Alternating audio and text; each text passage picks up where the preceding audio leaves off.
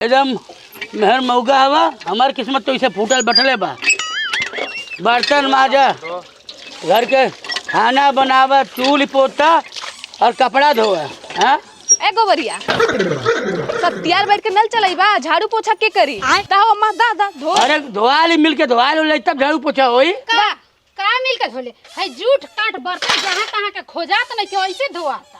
अरे मतलब का 24 घंटा हमन के तुहार नौकरानी हो गई बाटी। मर्द, हाँ अरे मर्द बन के रहे था। जब देखा तब तो लोग साड़ी फिचेबू, छोट मोट कपड़ा फिचेबू, हई नरदहा साफ करेबू। यह करे खातिर आइल बाड़ू घर में। वही लायक बढ़ले बड़ा तो करबा कौन चीज? अरे तू नहीं बाड़ू ना, किस्मतिया फूटल लग तरह में दारू पाके तू सरऊ देख नहीं पावला तो का करी? शर्म लिहाज धो के पी डाले बाटू तू लोग। हाँ 24 घंटा ये हम साड़ी फीचिए बर्तन धोई।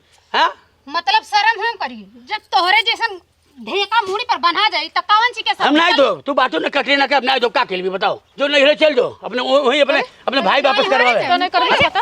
अरे हम के चपरासी समझ में बने। अरे अरे बाप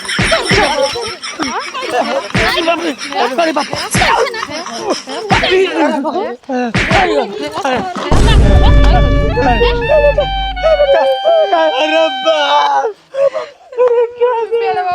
तूर दी सी। अब तो रुक जा। ए बेटा ये लोग ऐसा नहीं मनी है। हाँ ये लोग घर में दारू चलवा दे ना। आज हम उनके बाहर पी के आवल जाई।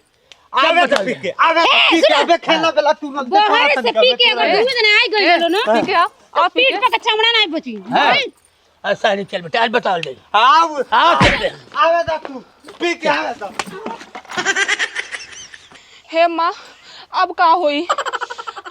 अब कुल पी के आई है, पिए नहीं रहला तो भीगल बिल्ली रहला और पिए बदिया कुल शेर हो जाला। तो बहु टेंशन मत करा, घर में के दारू तो चुरा दिल बाड़ू। हाँ वो लोग के पी के आवे लो, हमनियो को कम नहीं, वो लोग का कूट के चटनी बना दियल दे। ठीक बा चला।